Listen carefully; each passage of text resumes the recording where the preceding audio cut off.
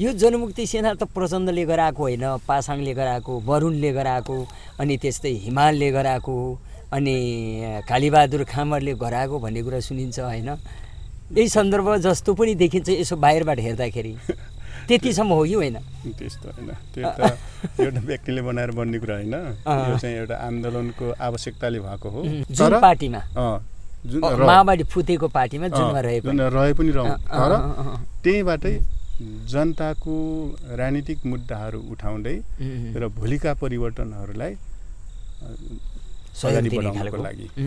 तपाईँलाई पहिले जनमुक्ति सेनाको वर्दी भिरेर, जनमुक्ति सेनाको ड्रेस लाएर, शहीदहरूको रगतसँग साथेको त्यो हतियार बोकेर हिँडेको र अहिले लामो समय भेटघाट नभएको, एकदम बिरलै भेट भएको, पाटो लिँदै गएको भेटघाटलाई एकछिन जोड्ने बेलामा त्यो अनुभवका कुरा होला नि दाइ, कस्तो अनुभव भएको थियो तपाईँलाई? अकस्मात धेरै समयपछि भेट हुँदाखेरि कस्तो फिल भयो भनेपछि हजुर हजुर ठ्याक्कै हिजोको सिन, हिजोको चित्र ठ्याक्कै झल्टे आफ्नै अगाडि चाहिँ आइलाग्यो। कुराकानी गर्दा, भेटघाट हुँदा होइन, हात मिलाउँदै गर्दा त्यो स्थिति बन्न आयो र अब धेरै साथीहरू चाहिँ भावुक भयौँ।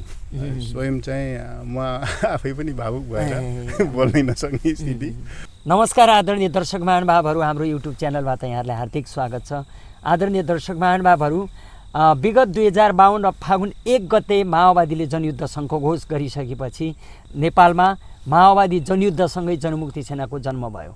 जब जनमुक्ति सेनाको जन्म भयो, जनमुक्ति सेनाले चारैतिर देशको मुटु थर्काउँदै हिँड्यो। आज त्यो जनमुक्ति सेना हामीले देख्न पाएका छैनौँ र त्यो जनमुक्ति सेना कसरी विलय भयो अथवा कहाँ गएर टुङ्गियो जनमुक्ति सेनाको त्यो लामा लस्कर अथवा त्यो यात्रा, यो धेरै प्रश्नहरू छन्। यो प्रश्नको बारेमा आज कुराकानी गर्न लागिराखेका छैनौँ। आज हामी त्यही जनमुक्ति सेनालाई झलझलको दिने खालको भेला अथवा सम्मेलनको कुराकानी गर्न लागिराखेका छौँ। पूर्व जनमुक्ति सेना नेपालको भेला भयो यही घोराइमा। पूर्व जनमुक्ति सेनाको भेलाले के निचोड निकाल्यो अथवा के गर्दैछ भन्ने बारेमा हामी कुराकानी गर्न लागिराखेका छौँ। कुराकानीका लागि हाम्रो पूर्व जनमुक्ति सेनाका भाइस कमान्डर कमरेड वरुण हुनुहुन्छ, हरिमान पुन भनेर पनि चिन्न सक्छौँ। उहाँसँग कुराकानी जोड्न चाहन्छौँ। हाम्रो भिडियोलाई अन्तिमसम्म हेरेर साथ दिनुहोला, बाँकी उहाँसँग कुराकानीमा। दाइ, हाम्रो कार्यक्रममा यहाँलाई स्वागत छ। Thank you. अब अलि विषयवस्तुतिरै जाउँ दाइ होइन, सर्टकटमा कुराकानी गरौँला। तपाईँहरू यत्रो लामो समयसम्म सुसुप्त, कहीँ भूमिगत, कहीँ चाहिँ टुङ्गिएको जस्तो, कहीँ स्खलित भए जस्तो, कहीँ समाप्त पारिएको जस्तो जनमुक्ति सेनालाई एकाएक घोराइमा आएर भेला गर्नुभयो। यो किन गर्नुभयो यो भेला? म यही प्रश्न गर्न चाहन्छु तपाईँसँग। यसको दुईटा उद्देश्य हो। एउटा उद्देश्य भनेको चाहिँ अब अहिलेको वर्तमान राजनीतिक परिवर्तन गर्नको लागि र संविधान, नयाँ संविधान, लोकतान्त्रिक संविधानको निर्माण गर्नको लागि हरेक जनताका हक हित अधिकार का कुराहरू प्राप्त गराउनको लागि जो विगतमा चाहिँ जनयुद्धमा आली बेहेरी चलाउने जनमुक्ति सेना हजुर हजुर अहिले जो चाहिँ अब कहाँ गयो भन्ने जस्तो लोप भए जस्तो आवाज भइरहेको छ। यसलाई चाहिँ पुनः सङ्गठित गरिकन यसलाई चाहिँ हामी हिजो राज्य सत्ता परिवर्तनका लागि र सम्पूर्ण जनताको हक हित अधिकारहरूलाई प्राप्त गराउनको लागि जो लड्यौँ, हजुर, अब त्यसलाई चाहिँ लडे तापनि फेरि अहिले पछि आएर फेरि त्यो चाहिँ अब जनमुक्ति सेनाले केही पनि गरेन भन्ने जस्तो जो चाहिँ परिरहेछ। हजुर, त्यसलाई चाहिँ हामीले समाज परिवर्तनको लागि, राज्य सत्ता परिवर्तनको लागि हामीले ठुलो काम गरेका थियौँ। त्यस कारणले गर्दाखेरि हामी हाम्रो आफ्नो पहिचान र अस्तित्वको लागि फेरि सङ्गठित भएर आफ्नो सुख दुःख सबै साटासाट गर्ने, त्यसपछि नेतृत्वहरूसँग पनि भेटघाट छलफल चलाउने, हामी पनि आफ्नो दुःख पीडाहरूलाई अब साटासाट गरेर जीवन निर्वाह गर्ने हिसाबले सङ्गठित गर्नको लागि एउटा भयो। सेकेन्ड कुरा के हो भने अब हामी अब हिजो एउटा खालको युद्ध त लड्यौँ, हजुर हजुर, तर अहिले आएर त फेरि सामाजिक संरचनाभित्र बस्नु पर्दाखेरि त आफ्नो जीवन निर्वाहका कुराहरू पनि आए। हजुर, अनि त्यसलाई चाहिँ हल गर्नको लागि त जो व्यक्तिगत हिसाबले सबै हिसाबले चाहिँ अब आफ्नो पारिवारिक म्यानेज गर्ने, व्यक्तिगत सबै पेसामा व्यवस्थित गरेर आफ्नो जीवन निर्वाह गर्ने, व्यवस्थित आफ्नो जीवन निर्वाह गर्ने कुराहरू जोले गर्न सक्यो तिनीहरू त ठिकै छन्। हजुर हजुर। तर जो चाहिँ अब त्यो आफ्नो व्यक्तिगत पेसा र अब अरू कसैसँग पनि नजोडिएर आफ्नो अब नितान्त एक्लिएर जो आफ्नो जीवन निर्वाहको लागि पनि बडो समस्यामा परिराख्नु भएको छ नि। हजुर हजुर। उहाँहरूलाई पनि चाहिँ सङ्गठित बनाउँदै त्यो दुःख सुखमा अब सबै साथीहरूले कसरी साथ दिन सकिन्छ, जस्तै घाइते, अपाङ्ग, शहीद परिवार लगायतका धेरै अब साथीहरू दुःखमै हुनुहुन्छ। त्यस कारणले उहाँहरूको पनि सङ्गठित हिसाबले एउटा संस्था निर्माण गर्दै चाहिँ आर्थिक हिसाबले पनि म्यानेज गर्न सक्ने खालको एउटा व्यवस्थापन गर्न सकिन्छ कि भन्ने हिसाबले चाहिँ सुरु गरिएको। अब भेलाको सन्दर्भ एकछिनपछि जोडौँला। अब मैले यही कुरालाई तपाईँहरूसँग जोड्न तपाईँसँग जोड्न प्रश्न गर्न चाहन्छु। अब जस्तो योसँग सम्बन्ध के पनि राख्छ भने माओवादी जनमुक्ति सेनालाई विलय गराइयो भन्ने प्रश्न पनि उठ्छ। त्यसको सेरोफेरोमा रहेर मैले तपाईँको त्यो भेलाको चित्रको बारेमा कुराकानी गर्न चाहन्छु। तपाईँलाई पहिले जनमुक्ति सेनाको वर्दी भिरेर, जनमुक्ति सेनाको ड्रेस लाएर, शहीदहरूको रगतसँग साथेको त्यो हतियार बोकेर हिँडेको र अहिले लामो समय भेटघाट नभएको, एकदम बिरलै भेट भएको, पाटो लिँदै गएको भेटहरूलाई एकछिन जोड्ने बेलामा त्यो अनुभवका कुरा होला नि दाइ, कस्तो अनुभव भएको थियो तपाईँलाई? त्यो चाहिँ बहुत एकदम पीडादायक र एउटा भावना हिसाबले बडो एकदम भनौँ न हिजो त्यत्रो चुनौतीपूर्ण भीषण युद्धहरूमा सहकार्य गर्दै हिँडेको, त्यसपछि तमाम हाम्रा शहीदहरूलाई गुमाउँदै आएको, त्यसपछि फेरि ती सँगसँगै अब शहीदहरूलाई गुमाउँदै घाइतेहरू सँगसँगै बोक्दै हिँडेका आज चाहिँ अकस्मात धेरै समयपछि भेट हुँदाखेरि कस्तो फिल भयो भनेपछि हजुर हजुर ठ्याक्कै हिजोको सिन, हिजोको चित्र ठ्याक्कै झल्टी आफ्नै अगाडि चाहिँ आइलाग्यो। कुराकानी गर्दा, भेटघाट हुँदा होइन, हात मिलाउँदै गर्दा त्यो स्थिति बन्न आएर अब धेरै साथीहरू चाहिँ भावुक भयौँ। स्वयं चाहिँ म आफै पनि भावुक भएर बोल्नै नसक्ने स्थिति चाहिँ भयो। त्यस कारण त्यसले चाहिँ एउटा भावनात्मक हिसाबले विचारका कुराहरू हाम्रो ठाउँमा छँदैछन् होइन। अब हिजो एउटा विचार, लक्ष्य, उद्देश्यका साथ, राजनीतिक लक्ष्य उद्देश्यका साथ लगेर आयौँ, त्यो एउटा रह्यो। तर चाहिँ भावनात्मक हिसाबले पनि हिजो त्यस्तो चुनौतीपूर्ण अवस्थामा पनि सँगसँगै जीवन मरणको लडाइँ अथवा चाहिँ मृत्यु या मुक्तिको लडाइँमा सँगसँगै होमिएर आएको र धेरै समयसम्म हामी भेटघाट नभएर आफ्नै तरिकाले अब जीवन निर्वाह गरिरहेको थियौँ। हिजो चाहिँ त्यो भेलामा सबै साथीहरूसँग भेटघाट भएपछि अटोमेटिकल्ली एउटा चाहिँ भावना पलाएर आयो, जस्तै महिला पुरुष सबै नै जम्मा हुनु भएको थियो। हजुर।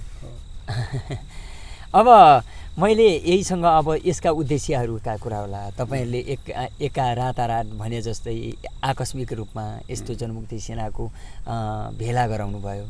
अब मान्छेले यो कुरा सुन्ने बेलामा त के हतियार बोक्ने कुनै पार्टीले गर्न लाग्यो कि अथवा कसैले भन्ने फेरि शङ्का उठ्ला। खास उद्देश्य यसको जस्तै यो भेलाले, यो उद्देश्य त अगाडि भनिहाल्नु भयो नि, यो भेलाले चाहिँ छलफल गर्यो होला, के कुरामा छलफल गर्यो? यो विशेष गरी अहिले जो हाम्रो विगतको जनयुद्धकालमा चाहिँ सशक्त ढङ्गले चाहिँ राष्ट्रिय अन्तर्राष्ट्रिय लेभलमा एउटा थर्कमान बनाउँदै आएको जो नेपाल कम्युनिस्ट पार्टी माओवादी थियो, त्यो चाहिँ संसदीय राजनीतिमा गइसकेपछि त्यहाँ अब प्रतिक्रियावादीहरूको पनि चाहिँ एउटा खालको चलखेल रह्यो होला र हाम्रै नेतृत्वहरूको बिचमा पनि केही चाहिँ विवादहरू भयो, जसले हाम्रो पार्टी चाहिँ विवादबाट अब टुटफुट हुन पुग्यो, जसले कमजोर चाहिँ अवस्थामा माओवादी आन्दोलन नै कमजोर भयो। हजुर। त्यस कारण पार्टी नै कमजोर भयो, आन्दोलन नै कमजोर भयो, त्यस्तो स्थितिमा गएको छ। त्यस कारणले अब त्यस्तो अवस्थाबाट जो गुज्रिरहेको छ यसलाई अब हामी जनमुक्ति सेना त हिजो एउटै लक्ष्य उद्देश्यका साथ लडेर आएका थियौँ, गर्दाखेरि यस्तो टुटफुटको अवस्था जो सिर्जना भएको छ यसलाई पनि पुनः फेरि ती जनयुद्धकालमा जो उठाइएका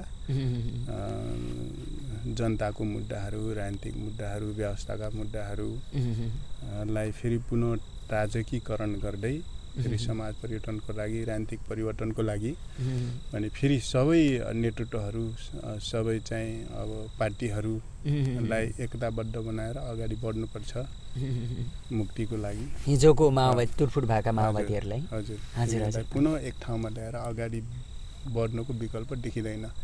किनभने राष्ट्रिय राजनीतिमा यस्तो स्थिति बन्न आयो कि अब साइड देशी विदेशी प्रतिक्रियावादीहरूले अलि यो चाहिँ टुटफुट बनाउँदै हाम्रो राष्ट्रलाई नै अलि औपनिवेशिक बनाउने खालको जो गतिविधि गरिरहेका छन्। योबाट मुक्त बनाउनको लागि सबै एक ढिक्का भएर एक ठाउँमा आउनुपर्छ र चाहिँ राजनीतिक परिवर्तनको लागि शासन व्यवस्था, जनताको जीवन निर्वाहको सवालहरूलाई चाहिँ सम्बोधन गर्दै त्यसपछि जो उत्पीडित क्षेत्रहरू छन् त्यहाँ चाहिँ प्राथमिकता र आवश्यकताको आधारमा विकास निर्माणका योजनाहरू लग्दै सबै चाहिँ एक ठाउँमा आएर चाहिँ अगाडि बढ्दियो भने मात्रै ती हिजोका राजनीतिक लक्ष्य उद्देश्यहरू प्राप्त गर्न सकिन्छ भन्ने हिसाबले पनि यसलाई चाहिँ अगाडि बढाउनुपर्छ भन्ने तपाईँहरूको छलफल भयो। अब यो भेला पनि भयो, सङ्गठन निर्माण भयो होला, कति सदस्य कार्य समिति बन्यो कि? यो यस्तो भयो, अस्ति चाहिँ असोजोको साइड सुरुतिरै हुनुपर्छ। हामीले चाहिँ कमान्डर लेभलका 25-30 जना साथीहरूको सहभागितामा हामी छलफल गऱ्यौँ। त्यसपछि यहाँ चाहिँ एउटा जनमुक्ति सेनाको सङ्गठन र संस्था दर्ता गराएर अलि राजनीतिक हिसाबले मात्रै लड्यौँ हिजो। आज चाहिँ जीवन निर्वाहको लागि, अब आफ्नो जीवन निर्वाहको लागि पनि अलि आर्थिक व्यवस्थापन गर्नको लागि पनि संस्था चलाएर जानुपर्छ भन्ने हिसाबले छलफल गऱ्यौँ। त्यसकारण त्यसले एउटा भेला बनाउनुपर्छ, दाङमा अब भएका साथीहरूको एउटा भेला बनाउनुपर्छ र त्यहाँबाट फेरि एउटा तटस्थ समिति गठन गरौँ। त्यो तटस्थ समिति गठन गरेर फेरि पछि चाहिँ त्यसलाई मूर्त रूप, सङ्गठनको रूप, संस्थाको रूप दिँदै अगाडि बढाउँला भन्ने जो भयो। त्यसपछि त्यो बेला त्यसो भए अब कसको संयोजकतामा बनाउने त त्यो आयोजना भनेपछि ल तपाईँकै अध्यक्षतामा, तपाईँकै संयोजकतामा यो चाहिँ समिति गठन गरौँ र यसले चाहिँ तटस्थ समिति गठन गर्ने भन्ने जो सल्लाह भयो, त्यही अनुसार फेरि अब मेरै संयोजकतामा सबै साथीहरूलाई खबर गरेर फेरि यो भेला गऱ्यौँ। अब यो भेला गरिसकेपछि त्यो भेला फेरि अब मेरै संयोजकतामा फेरि तटस्थ समिति 45 जनाको 45 जना तटस्थ समिति बनाइएको छ। आवश्यकता भयो भने यसलाई बढाउन पनि सकिन्छ। यो अब फेरि यति रिजिड हुनुपर्छ भन्ने पनि छैन। त्यसकारण यसले फेरि अर्को चाहिँ भेला बोलाउँछ र एउटा भेला बोलाउँछ र यसले फेरि पछि चाहिँ अब ककसको नेतृत्वमा कोलाई समेटेर सङ्गठनको रूप चाहिँ राम्रो बलियो सङ्गठनको रूप दिएर जाने, त्यसपछि संस्था चलाएर जाने को लागि अब यो दुईवटा योजनाहरू बनाएर अगाडि बढ्ने हाम्रो योजना छ। अब यसको लागि जे होस् होमवर्क गर्न बाँकी नै छ। हिजो पनि टाइम पुगेन।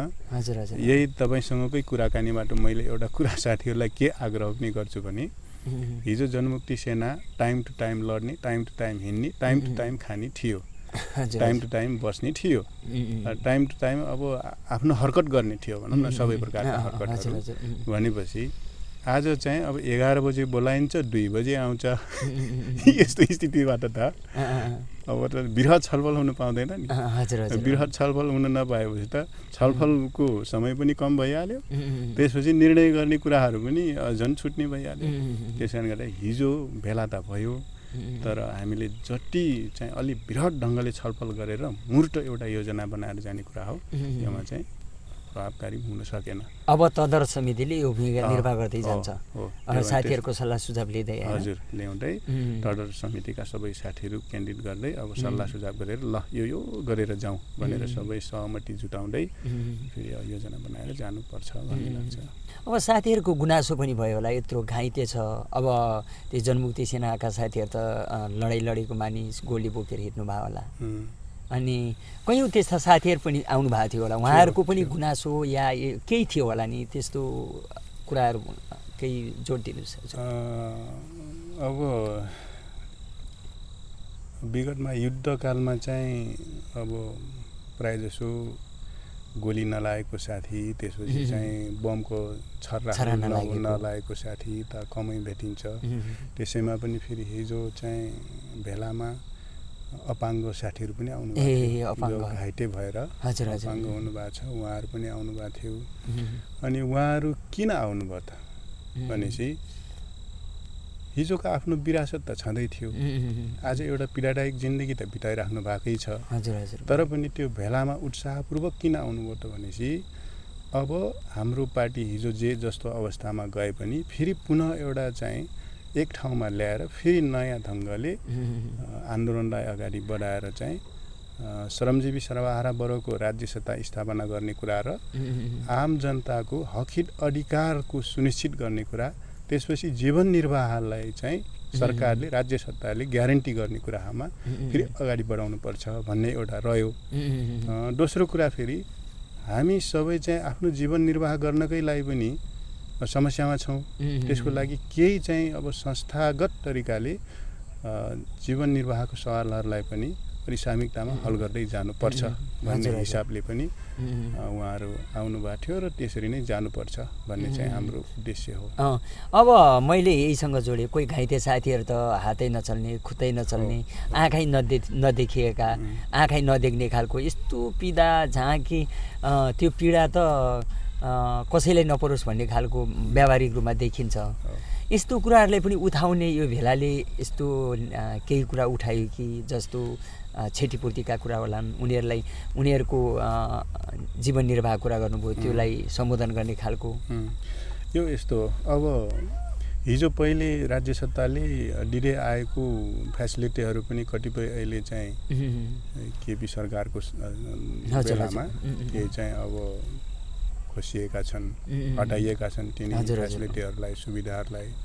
भनेपछि अब अहिलेको सरकारले केही सम्बोधन गरेर लाने भन्ने चाहिँ अब प्रस्ताव अगाडि सारेको छ। त्यसपछि त्यसले चाहिँ कति गर्न सक्छ त्यो आफ्नो ठाउँमा रह्यो। त्यसपछि अब हामी पनि सङ्गठित रूपले आफ्नो हकहित अधिकारको लागि हाम्रो आवश्यकताहरूलाई राज्य सत्ताप्रति र पार्टी नेतृत्वहरूप्रति अलि पुर्याउन सकेनौँ भने त्यो पनि हाम्रो कमजोरी रहनेछ। त्यसकै लागि पनि अलिकति पहल कदमी अगाडि बढाउनको लागि पनि हामी सङ्गठित हुनुपर्छ भन्ने हिसाबले सबै साथीहरू चाहिँ आउनु भएको थियो र त्यसरी अगाडि बढाउनुपर्छ भन्ने पनि हो। अब पुरानो साथीहरू धेरैजनासँग भेटघाट भयो तपाईँहरूको।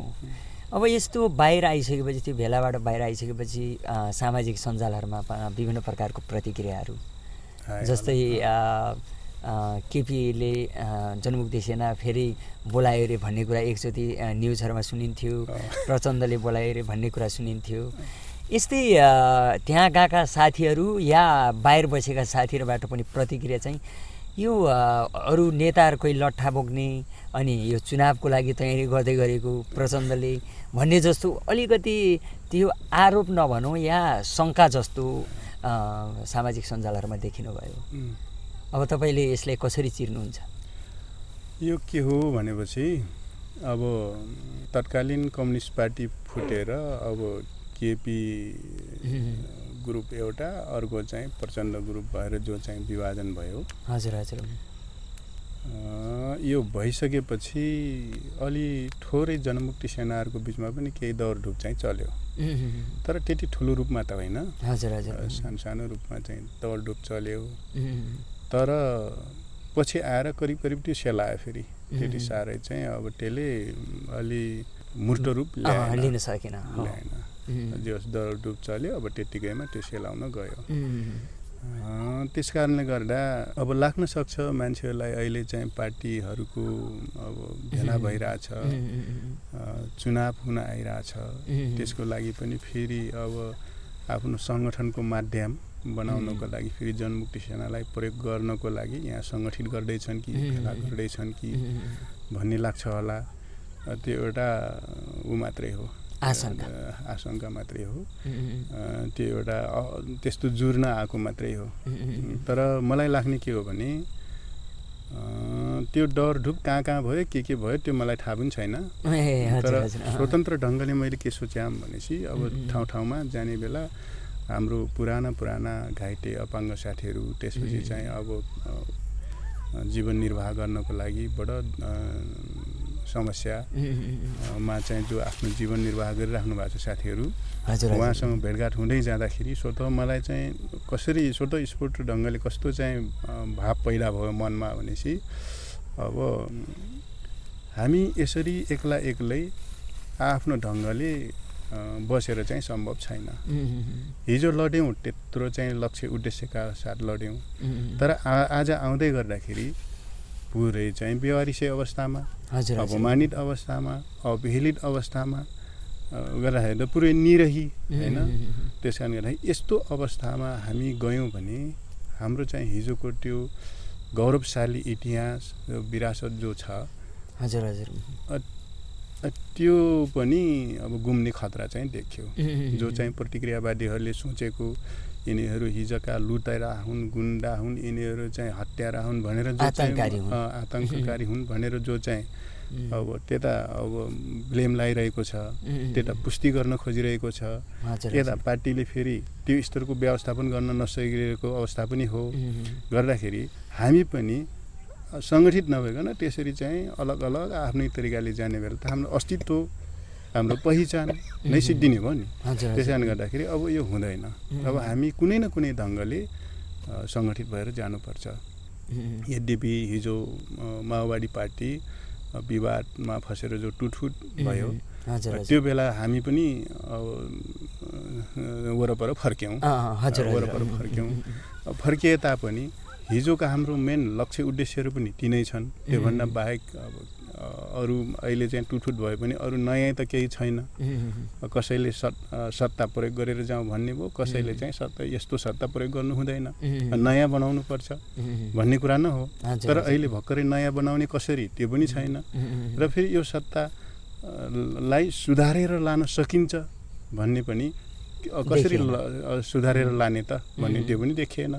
भनेपछि त यो दुइटै चिज अब सम्भावना नदेखिएपछि अब के हो त भनेपछि नयाँ निकासको लागि त आवश्यकता त देखियो नि त, देखिरहेछ भनेपछि त्यसको लागि सबै एक ठाउँमा आएर एक ढिक्का भएर नै अगाडि बढ्नुपर्छ, जसको लागि हाम्रो नेतृत्वहरूलाई एक ठाउँमा ल्याउने भूमिका पनि हामी खेल्न सक्छौँ। त्यसैमा फेरि हामी पनि अब एक्लै बेवारिसे अवस्थामा, निरही अवस्थामा अपमानित भएर अपहेलित भएर रहिराख्नुको भन्दा सङ्गठित भएर एउटा आफ्नो सङ्गठित पावर निर्माण गरेर अब आफ्नो जीवन निर्वाहको लागि पनि आर्थिक हिसाबले पनि संस्थाहरू बनाउँदै चलाउँदै सामूहिक हिसाबले पनि हामी चाहिँ आफ्नो जीवन निर्वाहको लागि सजिलो बनाउन सकौँ भन्ने हिसाबले नै हामीले अब यसरी लागेको। तर त्यो ब्लेम चाहिँ सत्य होइन, साथीहरूको बुझाइमा समस्या हो कि यस्तै पर्न गएर हो? त्यो यस्तो हो, त्यो ब्लेम त के हो भने त्यो एउटा अब संजोगवश त्यस्तो मिल्दै आछ। त्यो भएर पनि अब अहिले पार्टीहरूको चाहिँ भेलाहरू भइरहेछन्, त्यसैले पनि अब त्यही प्रयोग गर्नको लागि भन्ने पनि भयो होला। फेरि अब चुनावहरू पनि त आइरहेको छ, स्थानीय चुनावमा लट्ठा पकाउने भन्ने थर पनि होला। त्यस कारणले गर्दाखेरि यिनी खासमा केही होइन। अब मैले तर फेरि हजुर तर यसमा मैले के जोडेँ भनेपछि तर फेरि त्यसमा लाग्नै हुन्न भन्ने कुरा चाहिँ होइन। जो जहाँ रहे पनि त्यहाँ राजनीतिक हिसाबले आफ्नो अस्तित्व, आफ्नो पहिचान, आफ्नो चाहिँ जो हिजोको आफ्नो योगदान अनुभवहरू जो वैचारिक राजनीतिक स्तरहरू छ नि त्यो चाहिँ प्रयोग गरिराख्नुपर्छ। त्यो भने त राजनीतिक कभरमा बसेर न हो, राजनीतिक सङ्गठन संस्था पार्टीमा बसेर न हो। त्यस कारणले जो जहाँ रहोस् त्यसमा सरकार भएन, जुन पार्टीमा माओवादी फुतेको पार्टीमा जुनमा रहे पनि रहौँ, तर त्यहीँबाटै जनताको राजनीतिक मुद्दाहरू उठाउँदै र भोलिका परिवर्तनहरूलाई अगाडि बढाउनको लागि चाहिँ गर्नुपर्छ भन्ने हिसाबले चाहिँ आफ्नो क्षमता, वैचारिक राजनीतिक क्षमताहरू, अनुभवहरूलाई त्यहाँ प्रयोग गर्नै पर्ने हुन्छ।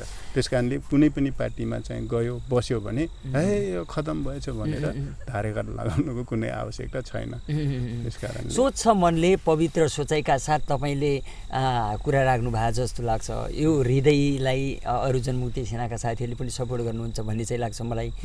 र पूर्व जनमुक्ति सेना अहिले अस्तित्वविहीन भएको अवस्थामा यो प्रश्नको जवाब खोज्नु अत्यन्त सान्दर्भिक जस्तो देखिन्छ सामाजिक हिसाबमा।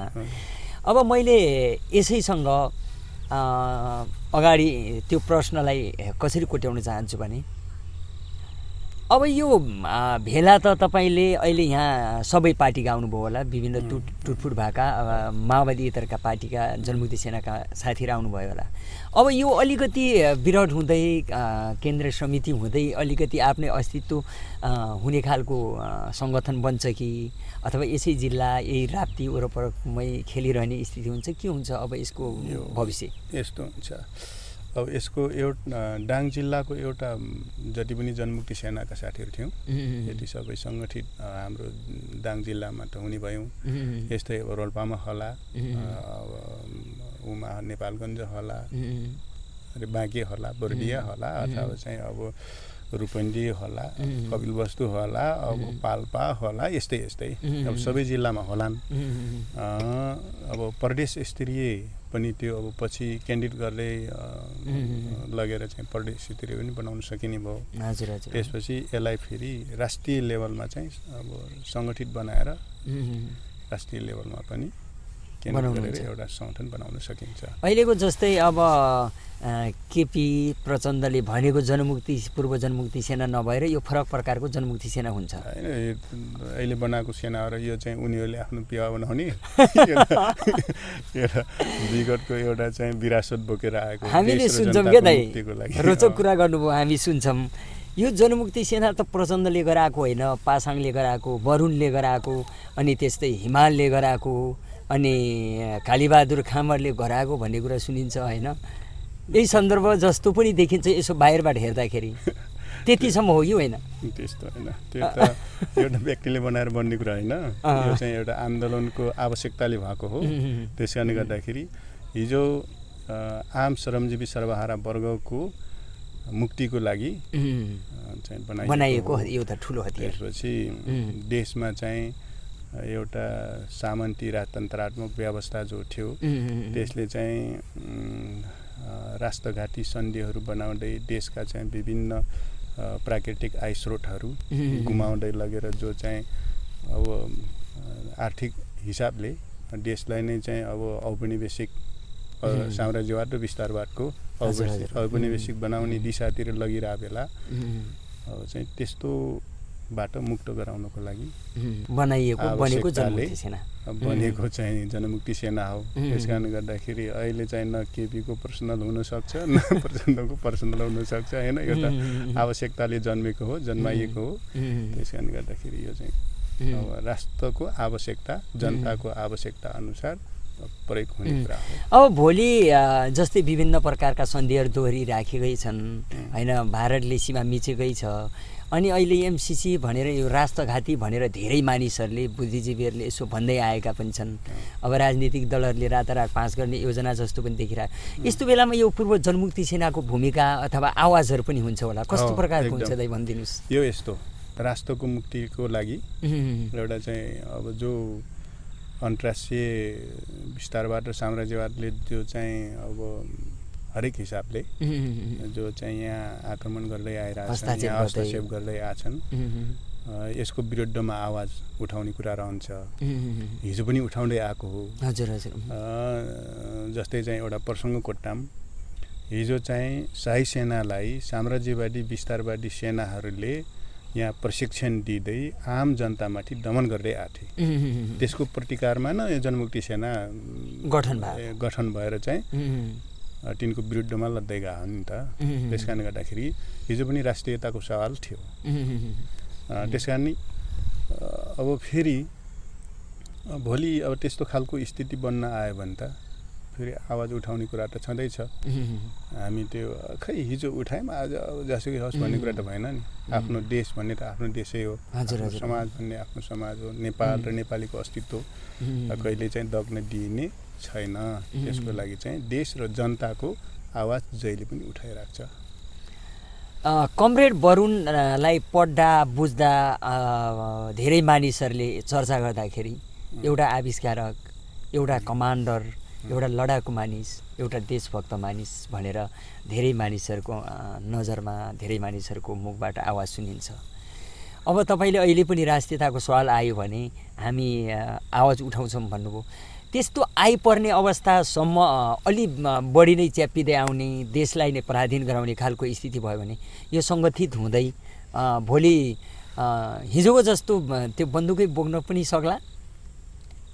राष्ट्रको आवश्यकता भयो त नेपाल र नेपालीको आवश्यकता भयो भने बोक्न सक्छ। हिजो चाहिँ देशका आम श्रमजीवी सर्वहारा वर्गहरू जो थियो, उत्पीडित वर्गहरू, समुदायहरू, तिनीहरूमाथि बर्बर चाहिँ राज्य सत्ताले दमन गरिराख्ने बेला त्यसको प्रतिरोधको लागि जो नेपाल कम्युनिस्ट पार्टी माओवादीको नेतृत्वमा प्रचण्डको नेतृत्वमा जो चाहिँ जनमुक्ति सेना भएर राजनीतिक मुद्दाहरू, राष्ट्रिय मुद्दाहरू उठाएर जो चाहिँ आफ्नो चाहिँ व्यक्तिगत जीवनलाई कुनै प्रवाह नगरिकन जो चाहिँ लड्दै भिड्दै अहिलेको परिवर्तन सम्भव बनायो भनेपछि भोलि चाहिँ देश र जनताको लागि फेरि पनि त्यस्तो चाहिँ अप्ठ्यारो स्थिति आयो भने परिस्थितिले त कि गर कि मर भन्छ नि त। हजुर हजुर। त्यो अवस्थामा चाहिँ मर्नु त भएन, गर्नै पर्ने आफ्नो राष्ट्रको लागि, आफ्नो राष्ट्रियताको लागि होइन, त्यो चाहिँ गर्नुपर्ने हुन्छ। त्यसैले त्यो बेला पछि हट्ने कुरा भएन, त्यो गर्नै पर्ने हुन्छ, लड्नै पर्ने हुन्छ। यद्यपि हतियार कहाँबाट आउँछ भन्ने कुरा होला। हतियार त बनाउने मानिसहरू यहीँ हुनुहुन्छ। कहाँबाट आउँछ भन्ने होला, त्यो त राष्ट्रको आवश्यकता हो नि त। राष्ट्रले चाहिँ टक्राउनु पर्यो नि त, होइन? राष्ट्रिय राज्यको लागि लड्ने भन्ने, राष्ट्रिय मुक्तिको लागि लड्ने भन्ने, अनि पर्सनल जनमुक्ति सेनाले आफ्नो तरिकाले हतियार ल्याउने भन्ने हुन्छ। राष्ट्रले व्यवस्था गर्नु पर्यो नि। अब तपाईँको अर्थ यदि आइपर्यो भने अहिलेको नेपाली सेनासँग काँधमा काँध मिलाउँदै लड्न सक्छ। होइन, राष्ट्र र राष्ट्रियताको लागि त त्यो ठुलो कुरै होइन नि, त्यो लडिहालिन्छ। सँगसँगै लड्दैन के भयो त? हिजो पनि त उहाँहरूसँग हाम्रो शत्रुता थियो र राज्य सत्तासँगको सवाल थियो। हामीले त्यो बेला पनि राज्य सत्ता यस्तो खालको छ है, जनतालाई शोषण, दमन, अन्याय, अत्याचार गरेर चाहिँ जो लुटपाट मचाइरहेको छ, राज्य सत्ता चलाउने जो नायकीहरू छन् तिनको संरक्षक मात्रै भइराख्नु भएको छ तपाईँहरू। तिनको संरक्षण मात्रै होइन, यो आम देशभित्रका आम जनताहरूको हक अधिकार र मुक्तिका लागि चाहिँ सबैले आवाज उठाउँ। त्यसैले तपाईँहरूले तिनीहरूको पछि लुगु भएर मात्रै नलाग्नुहोस् भन्ने हिजो पनि हाम्रो आग्रह थियो। भनेपछि अब आज पनि राष्ट्रको लागि लड्नुपर्ने भयो भने होइन, हिजो लडे हामी चाहिँ कहाँ मिल्दैन नि भन्ने सवाल त हुँदैन नि, मिलेर लड्नुपर्छ। हिजो पनि जस्तै अब सेनाहरूसँग पहिलोचोटि अब वार्ता हुँदा नुवा गाउँमा, यहाँ हाम्रो बिचमा किन लड्ने? यहाँ त राज्य सत्ता सञ्चालन गर्ने शासकहरूको समस्या हो, शासकहरूको समस्या हो। त्यसैले यसलाई चाहिँ हल गरेर बरु राजनीतिक हिसाबले निकास दिएर जाउँ। आम जनताको चाहिँ हक अधिकार र मुक्तिको लागि, जीवन निर्वाहको लागि नयाँ राजनीतिक व्यवस्थाको सुरुवात गरेर जाउँ। बरु तपाईँ हामी त सीमा मिचिएका छन्, विस्तारवादले पुरै हस्तक्षेप गर्दै आइरहेछ, साम्राज्यवादले पुरै विभिन्न प्रकारले हस्तक्षेप गर्दै आइरहेछ, यसको विरुद्धमा लडौँ न, बरु कालापानी लड्न जाउँ भन्ने त्यो बेला पनि सम्झौता भएको थियो, समझदारी भएको थियो। उहाँहरू पनि खुसी हुनुहुन्थ्यो, हो ठिक हो भन्ने। तर आज पनि ती सवालहरू त बाँकी नै छन् नि। तराईका भूगोलहरू च्यापिँदै छन्, माथि अब नक्सा बनाएर पनि अहिले हनै होइन भन्छन्। यो स्थितिमा त अब काँधमा काँध मिलाएर लड्नुपर्ने, राष्ट्रको आवश्यकतामा लड्नुपर्ने त त्यो आवश्यकता भयो भने त्यो भइहाल्छ, त्यो लडिहालिन्छ सँगै। अस्तित्व र पहिचानको कुरा हो कि यो। हजुर हजुर। अब जनयुद्ध आफै महासागर थियो, त्यो महासागरमा तैरिँदै हिँडेको मान्छेसँग धेरै यस्तो गौरवपूर्ण कथाहरू होलान्। अब यसको बारेमा आगामी एपिसोडहरूमा, आगामी दिनहरूमा हामी कुराकानी गर्दै जानेछौँ। आज यस्तो व्यस्त समयको लागि पनि, व्यस्त समयलाई काटेर पनि हामीलाई समय दिनुभयो, यो समयको लागि दाइलाई धेरै धेरै धन्यवाद।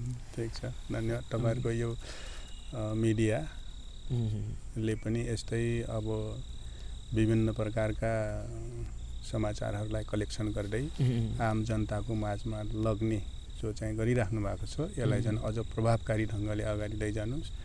जो अघि नै पनि व्यक्तिगत छलफलको कुरामा राख्नु भएको थियो कि चाहिँ उत्पीडित हाम्रो साथीहरू ठाउँ ठाउँमा धेरै हुनुहुन्छ। हजुर हजुर। अब उहाँहरूको कथा व्यथालाई पनि कमसेकम एउटा मिडियामा ल्याइदिनुहोस् जसले गर्दाखेरि सबैको पीडालाई हल गर्ने नेतृत्वदेखि हाम्रो हामी सबैको चाहिँ समस्या बनाएर हल गर्ने गरिकन अगाडि जाने एउटा वातावरण बनोस्। र अब यसमा हामी एक्लैले जनमुक्ति सेनाले मात्रै चाहेर पनि हुँदैन। राज्य सत्ताको एउटा अङ्गमा जाने हाम्रा नेतृत्वहरूले पनि कति साथ दिनुहुन्छ, उहाँहरूको सवाल पनि भयो। त्यसपछि तल ग्राउन्डमा भएका हाम्रो साथीहरूले पनि कति चाहिँ अब उत्सुकतापूर्वक एक्टिभ भएर चाहिँ अगाडि लाग्ने अब चाहिँ मनसाय राख्नुहुन्छ, त्योमा पनि भर पर्छ। र हामी पनि आफ्नो स्तरमा हामी पनि नेतृत्व हौँ फेरि, त्यसैले हामीले पनि वरपर तलमाथि सबै जोडेर लानको लागि हामीले पनि पहल कति गर्न सक्छौँ। त्यस कारणले यी सबैको ताडम्यताबाट एकरूपता र समायोजनबाट मात्रै हामीले अब हाम्रा व्यक्तिगत समस्याहरू होस् अथवा राजनीतिक समस्याहरू होस् सबै कुराहरू हल गर्दै जाने हो। त्यस कारण यस्ता सबै जति प्रश्नहरू छन् यिनी सबैलाई चाहिँ तपाईँहरूले चाहिँ कलेक्सन गर्दै प्रचारमा ल्याउनु भयो भने यसले चाहिँ सबैलाई होइन सोच्नै पर्ने भयो अब भन्ने चाहिँ वातावरण बनाइदिन्छ र अब अगाडि बढ्नको लागि सजिलो हुनेछ। पूर्व जनमुक्ति सेनाको तदर समितिको संयोजक पनि हुनुभयो दाङ जिल्लाको। तपाईँको कार्य समितिको कार्यकुशलताको हार्दिक शुभकामना। तपाईँको नेतृत्व गर्ने अहिलेसम्म जस्तो क्षमता छ त्यो अझै विस्तार हुँदै सामूहिक बन्दै जाओस्, त्यो शुभकामना व्यक्त गर्न चाहन्छौँ। र दाइलाई धन्यवाद, नमस्कार। Thank you.